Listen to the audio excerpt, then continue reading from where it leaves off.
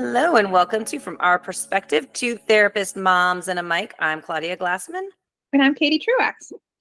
And here we are. Hi. Yes. Today we're talking about back to school anxiety. Yeah.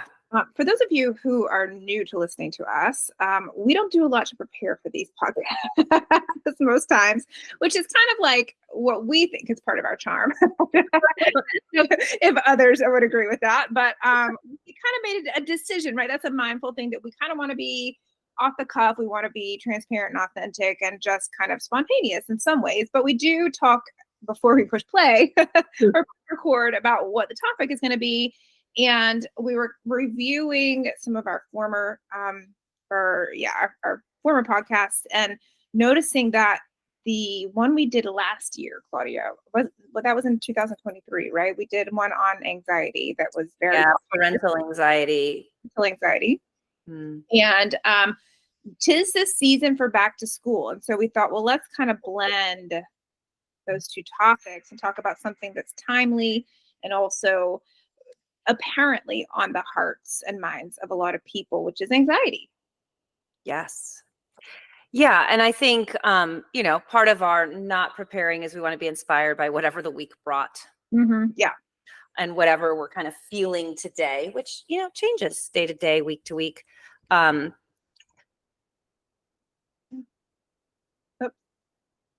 can't hear you anymore.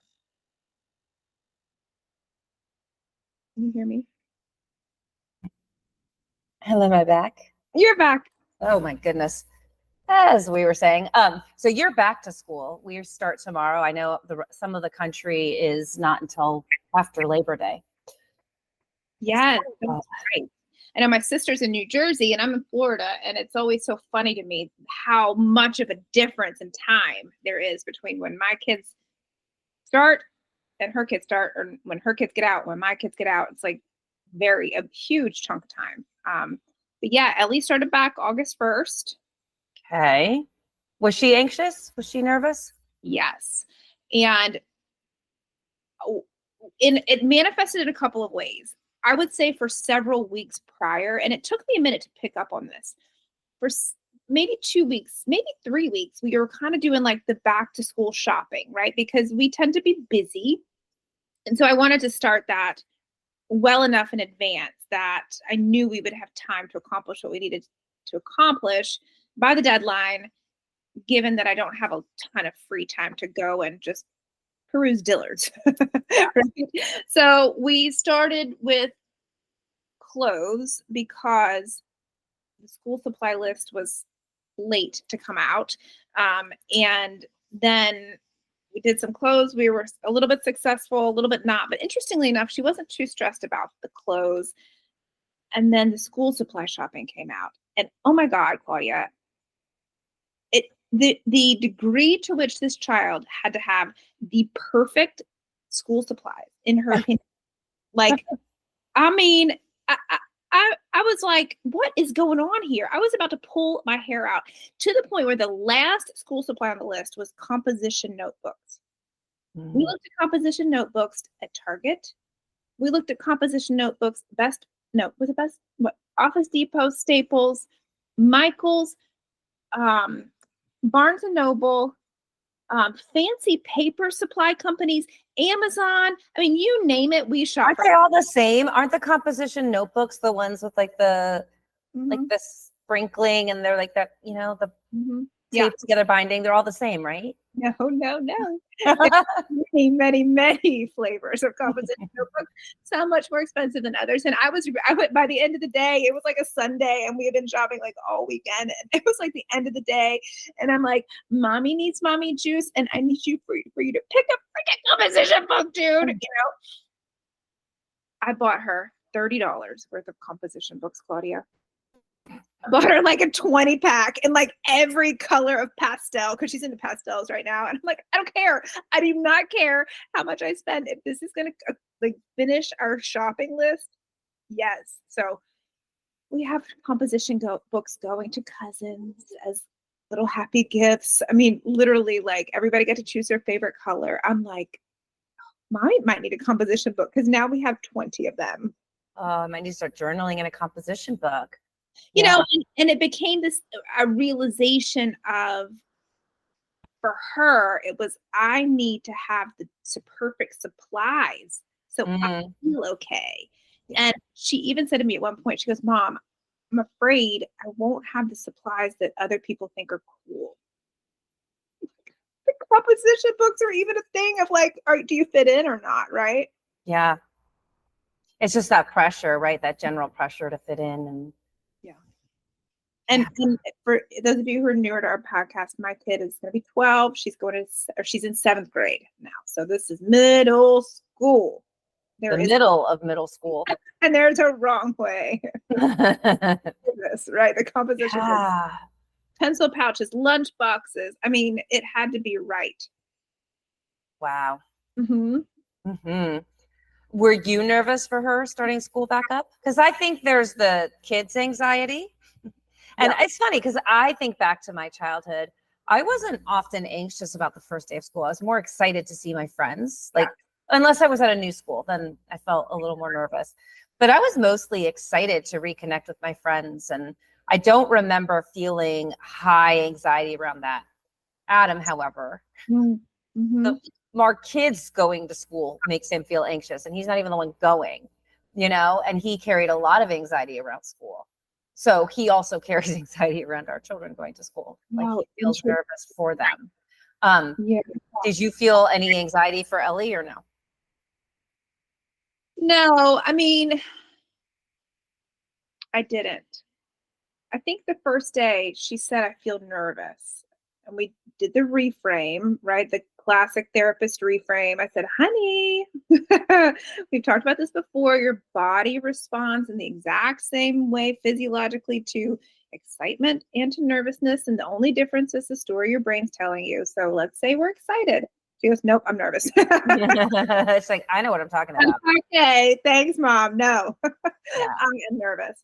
And to her point, I think there's some trepidation, right, around what am I getting into? And interesting, Claudia, I don't know if I've told you this. There's no new girls this year. We have 2 new boys. 2 girls are no longer there. No, 3 girls are no longer there. But there's no new girls. And so the milieu is still the same. Yeah. And we say 1 year, but it's 2 months, right? It's 2 months later, right? And the milieu was one that did not feel good to Ellie. And so, she's weathering it well, but I am watchful. I don't feel like I have negative emotion around it. Like, I don't have any nervousness or, physiological response that would say to me I'm anxious, but like I'm watching to make sure she stays like where it seems like she's weathering it well. Yeah. How about you guys? You're coming up on it. Tomorrow is your big day. Tomorrow's our big day, and we have a lot of news. It's a new school with a completely different different type of school, right? My kids are at a Montessori. This is not, so it's incredibly different for them. It's a lot more structured maybe than Montessori. It's like your typical middle school. You change classes, right? Ansie's going to 7th, Kenzie's going to 4th. So it's very different. And it's a new school where they don't know anybody. So they're nervous. Yeah. I mean, and we have a lot of conversations about it. And I think I can't take away the nervousness, right? That's anticipation. They don't know what they don't know. And so they are really nervous. I think also a little bit excited.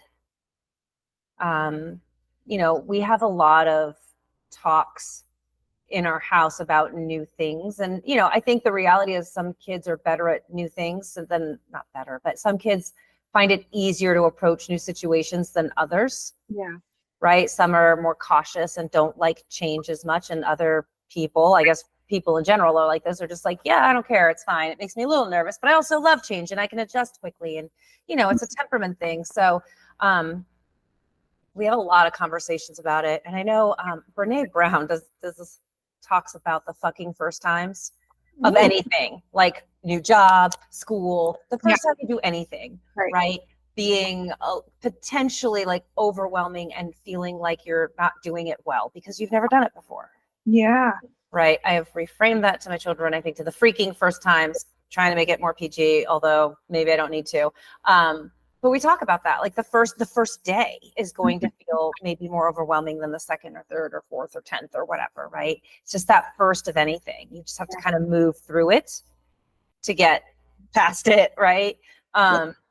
So we've had a lot of conversations like that. I will tell you, the school has been maybe not so much for my youngest, but for my oldest, they do a lot of settling stuff, which is middle school, right? Not only middle school, but the middle of middle school. So she got assigned a buddy who has basically an identical class schedule to hers that will help her navigate. We did a new person orientation, then the regular orientation. The teachers, because there's not a lot of new students, I think there's like 4 or 5 in the grade, know who the new kids are and who to support. So they're very mindful of that transition. I think my youngest, because they kind of get plopped in the class and stay there, maybe less so. But I had a meeting with the teacher today and she's new.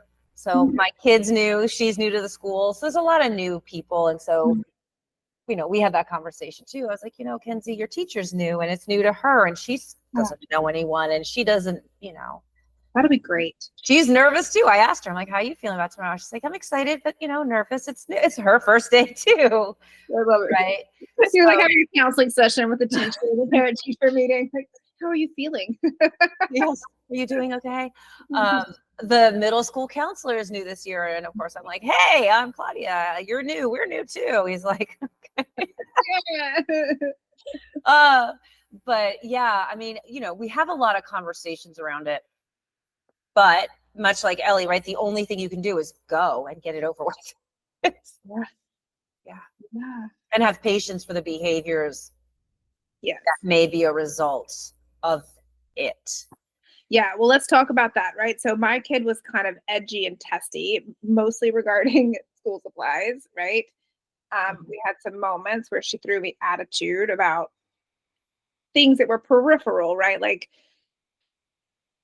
she couldn't log into this thing, or cart wasn't working the way it was, and I got the attitude, man. I got the shade about things. And I'm like, man, I'm just showing up here trying to help you find this composition book. Like, why am I getting like shrapnel right thrown at me, Yeah. And again, like I said, it took me a minute to put 2 and 2 together.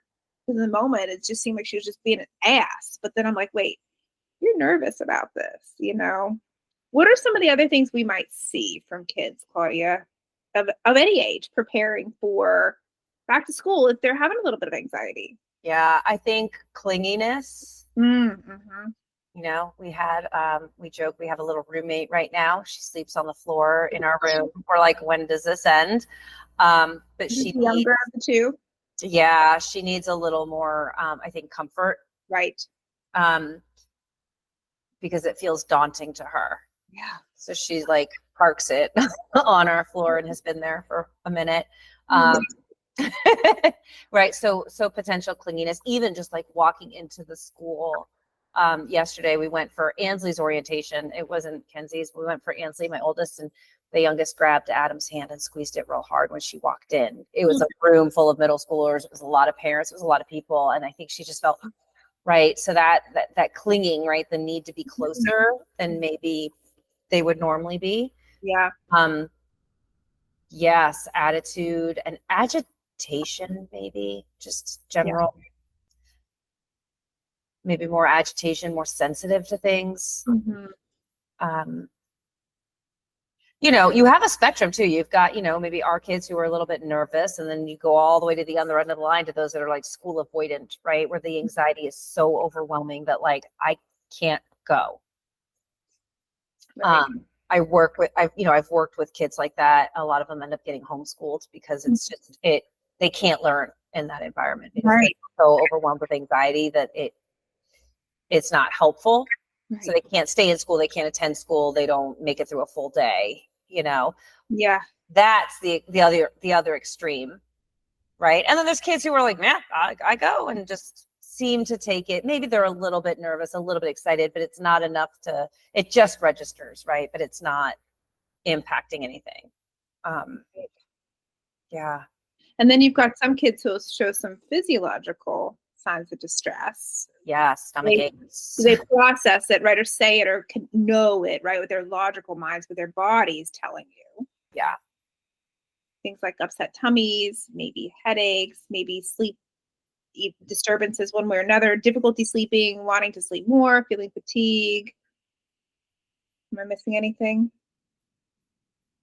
Like headaches, any physical symptom that maybe isn't explained otherwise, potentially, right? I mean, it's hard. Those are a little hard to weed out because sometimes it is an actual illness, Right. But even that, I mean, gosh, stress can weaken your immune system and make you more vulnerable to getting a common cold or something like that, right? That may be floating around, right? Any kind of stress. Think of how we manifest stress, right? Our tummies, our muscles get tight, our heads hurt sometimes, right? And kiddos, same way. Difficulty sleeping, sleepless nights, tossing and turning. And then, golly, and then let's throw the layer of hormones on top, right? For kids, our kids' ages, like, what are we seeing and why? But yeah, and to pay attention. Okay, so then what do we do, right? What do we do? You talked about kind of some supportive things, right? You mentioned you're allowing Kenzie to sleep on your floor, right? And that's huge. And not all parents might know to do that. Right. But you're a therapist and you made the mental note, but you're probably quick to the uptake that I was when my kid was being a jerk, right? Okay, you're actually just scared or you're nervous, right? You're worried, you're trepidate. What's the word? You have some trepidation. Yeah. Mm-hmm. Oh, we've been backpack shopping. It's been a thing. The backpack has been our thing, right? It's like just the amount of backpacks I've ordered and trying to find the one is a challenge. But it's the same thing, right? It's like, this is what I can control. And if I have the perfect backpack, then at least that's, feels good to me. Yeah. I think it's having conversations. It's normalizing it. We have a very open conversations about it's okay to feel nervous. It's a new thing. There's a lot you don't know. Mm-hmm. We talk a lot about not feeling the pressure to have to figure it all out on day 1, day 2, day 4, day 10, whatever, that it takes time and different people, different amounts of time to settle in. Right. I think for my kids in new school, it's like, what if we don't make friends? Right. And I think that maybe more so my oldest already has a phone full of phone numbers from 2 orientation days because that's how she rolls. And she's very social and has never met a stranger. But my youngest is quieter and more reserved and just a little more introverted and more she observes long before she dives in. Mm-hmm. Right. So I think for her, it's a little bit more of how do I connect with peers? But again, you don't have to do that on day 1. It'll come. Right. And we just have a lot of conversations normalizing the discomfort they may be feeling, and they may actually feel for a little bit until it ceases to be new and you settle in again. I love that. I also heard you mention, that Adam was holding her hand. That's, I think, something too, because I think sometimes parents can fall into the trap of pushing kids to not do the things, right? And maybe more so as they age, right? And I'm listening to you and I'm thinking you know what? There have been some mornings when Ellie's been in my lap. Mm-hmm. Or all summer long, she kind of just grazed and ate when she wanted to eat. She'll be 12, so she can fix herself food and, just we pay for it and she makes it, But now it's, Mommy, I want you to cook my eggs for me. That's that regression, that nurturing they need. Yeah. And it's interesting because I do that every school morning. I cook breakfast but this started about a week or a little bit more before school. So, in hindsight, that probably was what that was, is that kind of subconscious craving for that nurturing behavior, the touch, right? The sleeping in the bedroom, the crawling in the lap, the rub my back, the cook my food, whatever that how do I feel love from my mommy or from my daddy? Like that, even if I'm 12 or 13 or 14 or 15 or 16 or 17 or 18, how do I feel comforted right now? And Yeah. I think for parents to, you know, be aware that those comforts are necessary, because I think some parents could fall into the trap of, you're old enough to do that yourself, or stop doing that. Don't, why are you being, you know, a baby, or why are you being needy? Why are you being clingy? Why are you being irrational or emotional or whiny, right? Why Yeah. are you cooperating with bedtime all of a sudden, right? Right. Because it comes out of nowhere and it feels, and it's not, they're not connecting it back to, I feel nervous. So can I sleep with you because I'm nervous? Right. It's just the behavior. Yeah. And, again, it's always figuring out that need behind that behavior. But yeah, I think that clinginess or the small regressions, right? Mhm. Like, yes, I can do that on my own, but I'm going to ask you to do it for me now. And it's like, and I think it's important to lean into that a little bit, not to the point where you're like debilitating them from, growing.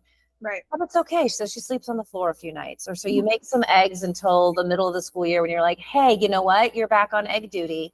I did my time, right? It's okay to temporarily lean into that, because for a lot of kids, they've been home with you all summer, or maybe not even with you, but in their space, in a space they're comfortable and don't feel a lot of stressors. They're now going out into the world for 8 hours away from you. Yeah. They might need a little extra dose of nurturing and coddling, maybe even, before they can take that deep breath and then assert themselves the rest of the day. Yeah. Yeah. Absolutely. We're getting a lot of like, I miss you texts, and the other day Rob picked Ellie up and she's like, where's mommy? And he said, well, she's at the office. And she goes, well, I want to go to the office. Okay, this kid does not like to come here anymore. She's grown up at our offices. Like, she would rather be home, but, and Rob's like, she's going to be with a client. And he's like, I don't care. I just want to sit in the back room. Like, I just want to be near mommy, Yeah. Yeah. So, a lot of that's coming up right now too, which is sweet. It's endearing, especially I think when our kids are our kids' ages, again, they're individuating, differentiating and growing and becoming more and more independent and self-sufficient. And to have some of those like, mommy, make my eggs, right? Okay. Followed by, get out of here. What are you doing here? Whiplash. Yeah. Yeah. So I think anything like that, right? And I would argue, if you really pay attention, this isn't just a back to school thing. This could be like, I don't know, if your kid is a little bit of a fear of the doctor and they know they have a doctor's appointment coming up, you start to see some of these behaviors, right? Yeah. Anything that can create anxiety. But yeah, I mean, I think it's just, we kind of take for granted what we ask our kids to do sometimes. Like, I think about this. If you told me you have to switch schools where you'll go, no, nobody, and drop you off on, 8 a.m. some morning, and you're going to go to figure out the classes and where everything is and like do this work and I'm kind of short circuiting, and I'm a adult with a lot of life skills. Right. Right. Or when we start new jobs, don't we get nervous that we don't know anyone there? We don't know the system. We don't know the policies. We don't know how things work. Right. Like, we feel it too, but we forget that our kids with way less life experience than we have get put in these situations where they have to meet all new people, sometimes all new, even if you're at the same school, it could be a totally different class. Maybe none of your friends are in it. Right? Different teacher. Who knows if that's good or bad? And maybe you heard something from the year before because, people talk, and there's all kinds of things that can make them nervous. So I think it's allowing them to have the conversation, ask, and then say, yeah, that's okay. We do a lot of, I think also like creating kind of like you're making eggs in the morning, right? For Ellie, like rituals. Do you have a like before school ritual that you do that creates some kind of comfort and routine? Do you have an after school ritual that you do? And it doesn't have to be huge. It could be a check-in, or, I learned not to ask how was your day because I get crickets. Or what did you do? I hear nothing, which clearly you did something for 8 hours. But I'll just say, like, it's so good to see you guys. And then we put on their favorite music and drive home. Right. right? And we have, I think Adam came up with this. He's like, pick a power song. So when they feel really nervous, we play power music in the car on the way to the thing that they're nervous for. Yep. Yeah. You know, anything that kind of creates a sense of comfort. Yeah, we do a lot of music too in the car. Yeah, the car's a nice transition time. Mm-hmm. You know, one of the things that I've learned about Ellie too is creating time to just coexist in the same space where there's no agenda and no conversation per se that has to happen. Like, you know, and then spontaneously, that's usually at this stage for us when she will come to me with like, let me tell you what happened today at school.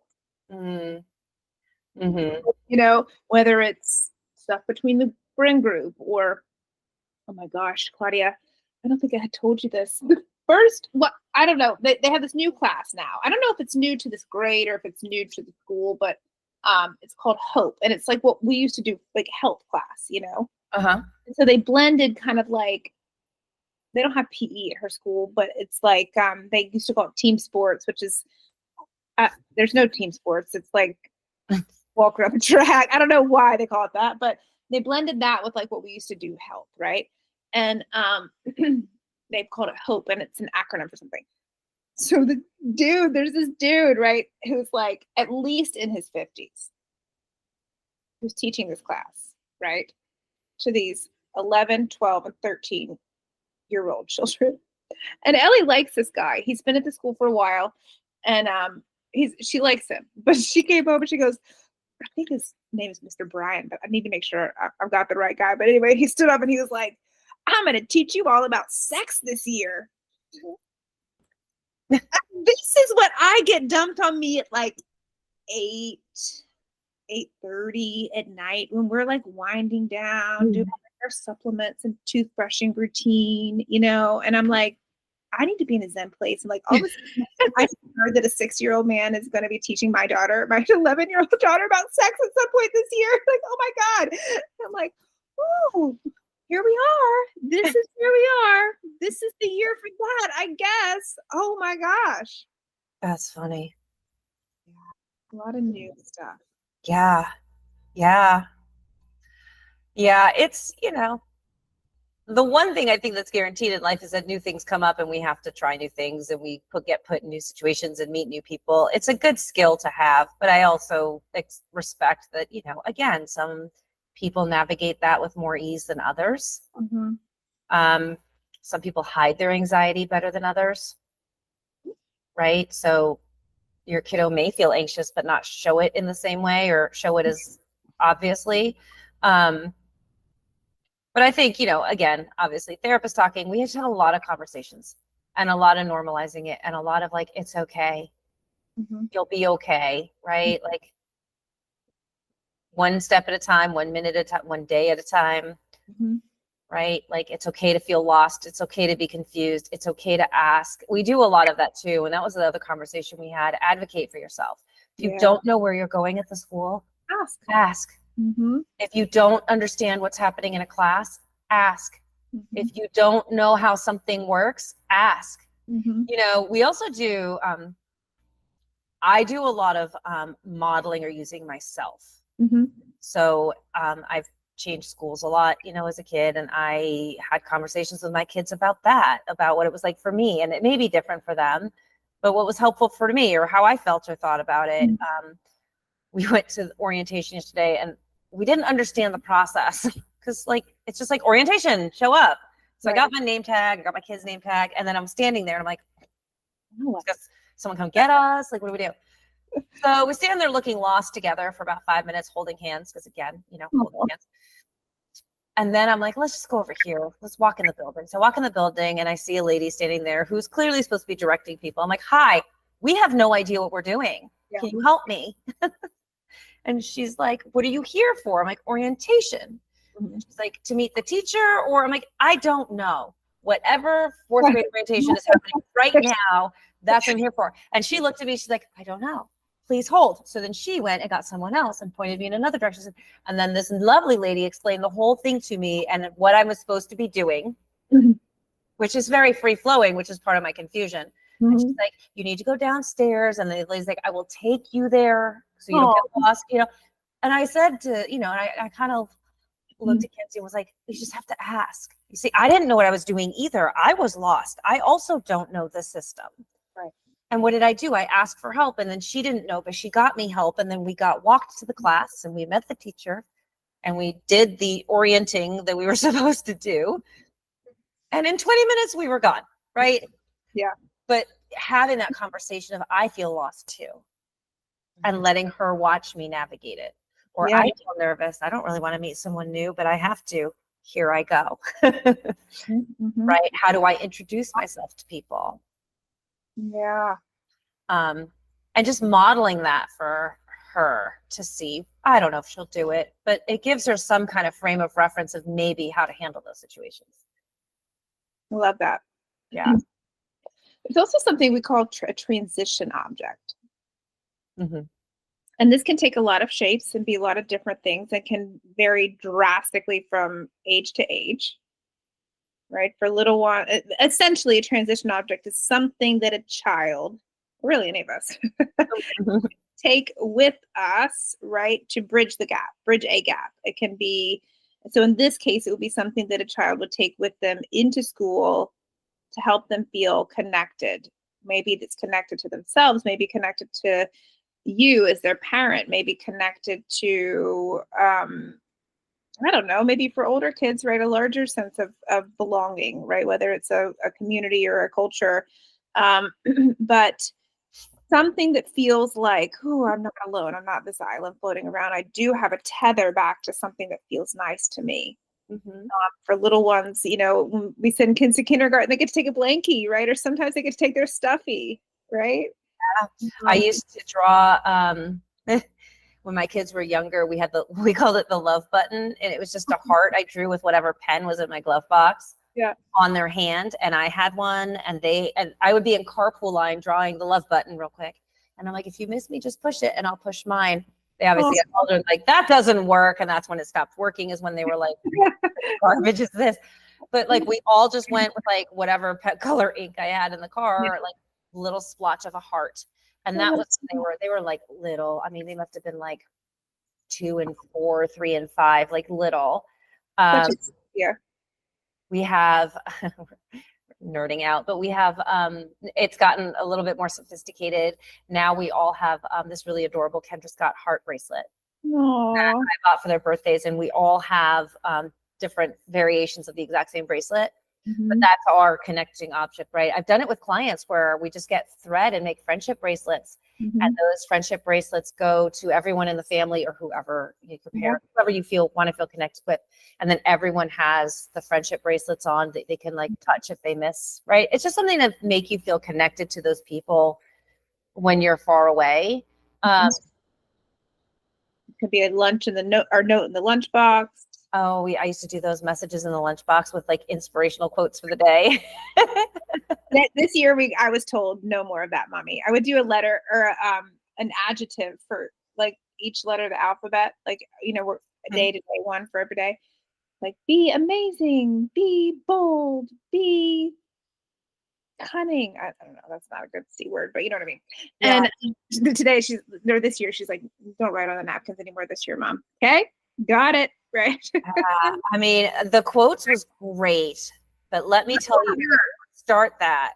Yeah. Finding a unique quote for every day of the school year, shove in a lunchbox. That was a lot. No, that's a lot. And I tried to make it relevant to what I knew my kids were going through. Oh my God. I know, it was work. Then I started recycling them because I figured they'd forget. Yes, your quote library. I did that for 1 year, and I was like, that's a lot. It was a lot of note writing. And then if I forgot, they would be like, where was my note? But like, sometimes ask to wear like a piece of clothing of mine or a piece of jewelry of mine, right? And I know like not everything, but most of my very favorite things. I'm like, no, not that thing, but you could do this one, instead. And letting her kind of have that piece of me. Yeah.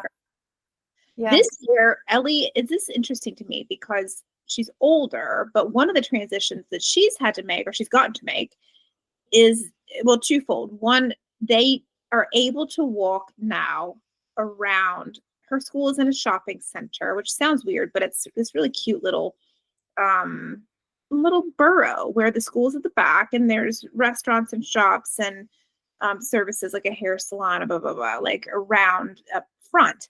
And they can walk now to a handful of restaurants and order lunch. And they were taught the first week how to do it. And, these are the ones you can go to in order to go. These are the ones you can sit down at. And if you sit down, this is how you have to tip this way and blah, blah, blah, blah, blah. Right. So I think it's good. That was a little nerve wracking for me. I'm like, wait a minute. So you're going to be leaving the school building? Mm. Yes. Okay. And going to a public place? Yes. Okay. And there are going to be teachers around, right, Mommy? Yes. There are teachers all around. They go with us. They're milling around. It's only these restaurants. The restaurants know to expect us. They also have a deputy who's there, sheriff's deputy who's with them.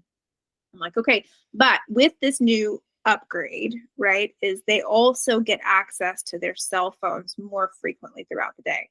It's like on them during class, but it's more acceptable she can have it at lunch. She almost like, I think they might even have to have them at lunch when they go off campus. Mm-hmm. And she can check it and send me messages between classes. Mm-hmm. And I like that so much because a lot of the times the messages that I get feel like that transition object. Like, I miss you. I can't wait to be back with you. I can't wait to see you. Right. Which is sweet. Yeah. It's getting so big and also gives me that opportunity to say, I'm here. Right. I'm still here. Everything's okay. Yeah. 2 more hours. Today was 2 more hours, baby. Yeah. Yeah. Our school has they collect phones at the beginning of the day. Yeah. And they will not be returned until later. They decided that middle school, it was too distracting, even having it in your locker, because you open your locker and you check your phone. Mm-hmm. But I also see, I can see where there's a benefit for that too, right? It forces that disconnection during the day in a way that maybe lets them focus more, but then we'll have to get creative with transition objects if needed, right? Mm-hmm. And again, I mean, some of these things I started and they didn't last the whole year, right? It's to get through that initial transition. Yeah. When that clinginess, that sounds like I'm being negative about it, but the need to be closer is ramped up. Right. Right. I mean, even the love button we didn't do for a full school year. It was just until they settled in. Yep. There were certain days they may have wanted it more than others, where I'd be in the car and they'd be like, Mommy, the love button, and I'm like, I don't know why today, but okay, we haven't done it in 3 weeks. Here we go. And I would just do it real quick. Right. So there's definitely, I think you have to kind of go with the ebbs and flows, because the other thing I think that happens is if there's a stressor at school, you may increase again. More of it. Yeah. Last year, Ellie wasn't able to have her cell phone as much. And, we came up with a plan for her to write to me in her journal when she would have wanted to be able to talk to me. Mm-hmm. And I believe we let a teacher in on that plan. So and last year she kind of this year she has many classes, many teachers. Last year was more of like, she had 2 that did all the classes. So we let the teachers know that was kind of the deal, was if she was feeling emotional or stressed and needed a connection with Mommy, she would be able to write to me. Mm-hmm. And they were supportive of that. Yeah. Now, I want to ask about one other thing before we bring this to a close, because we talked about this, it happens on a spectrum, right? I know 2 kids are the same, and parents need to be ideally watchful and able to respond. Now, this can go too far in some children, right? Where we see a difficulty with individuating, right? Or where this isn't temporal, it isn't situational, or it can get worse and doesn't seem to abate on its own. These things like the regressive behavior or the other demonstrations of anxiety or separation anxiety even, or oh gosh, fear, right, in children. Mm-hmm. Can you talk as a child therapist a little bit about, like, how do we know, where would we know, like, all right, maybe instead of saying yes to sleeping on the floor of the room, this would be a time or a child or situation where we might say, you know what, I think you need to be back in your bed. It's time now. You can do this. Mm. Or, for example, like I mean, I don't know, this might be difficult, right? Because obviously we can't learn when we're so flooded with anxiety or any emotion, right? So the child you mentioned homeschooling, but right. So if for a child who's school avoidant, right? How do we know when to say, yeah, baby, you were staying home with me. We're not doing this, right? If it's so terrible, we can homeschool versus to say, no, you got this. You can do this. We're going to learn some skills and I'm going to kind of gently nudge you out of the nest here, right? Yeah. Can you talk a little bit about that? Yeah. I mean, so first of all, those are the kids that I often will get calls about, right? Because the parents are like, they need to go to school and it's an issue, right? Or not only is school an issue, but like it's an issue when they play baseball. I have to sit through all the practices. And if they don't see me, they freak out, right? This just like a kid that really struggles with separating. Mm-hmm. So first of all, if that's the case and it's impacting them in, I guess you look at impact, right? Mm-hmm. It's one thing to have a kid that's nervous about school and needs a little bit of nurturing, but can go face that fear, that anxiety, versus a kid that's like, I'm nervous about school and I will not face said anxiety. I'm done. I can't do it, right? And they just completely decompensate or can't walk into the school or can't stay. Like I said, you know, I have clients that like can't stay a full day. They make it an hour or two and then that's it, right? So obviously, if that's more your child, kind of that more challenging end of the anxiety where it just floods them so much that they can't do the things they need to do, mm-hmm. or it impacts more than one area of their life, mm-hmm. right? So it's not just school, but it's their friends. They won't go to friends' houses. They don't want to play. They don't want to do sports, or you have to be there. Mm-hmm. And again, obviously, if it's not age appropriate, like a 2-year-old may want you around, a 6-year-old should be able to go play soccer with their friends and meet up with you later. So it's looking at what's developmentally normal, mm-hmm. meaning your child's age, getting some support around it, because the way, without going into like an entire treatment plan for that, it's a very calculated approach to mm-hmm. not teaching the child how to manage that overwhelm, mm-hmm. but then allowing the parents gently put them in situations to test their new abilities. Mm-hmm.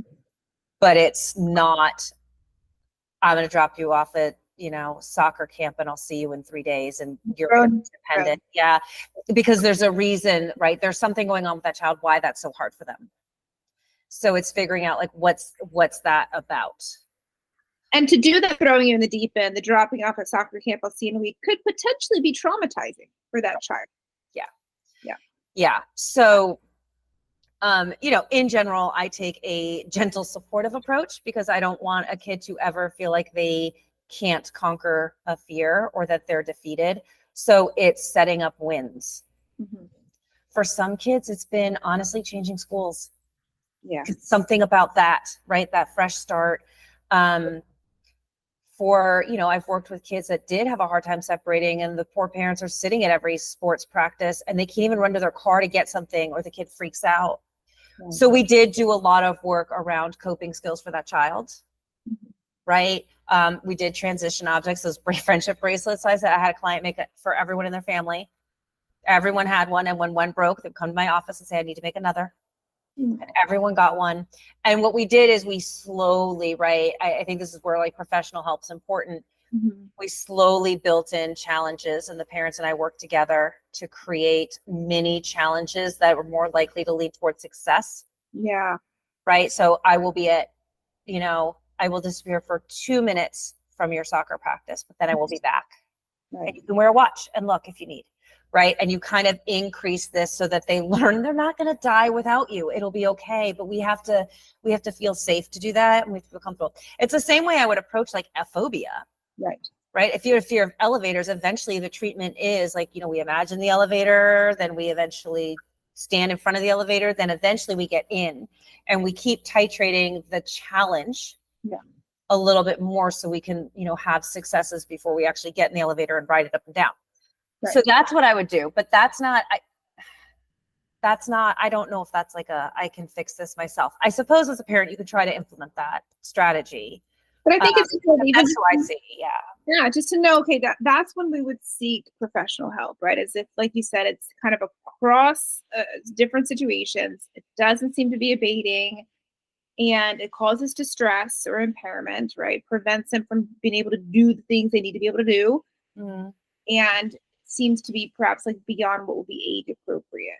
Yes. Age appropriate. Yeah. And, depending on your school, if you can get the school on board to help,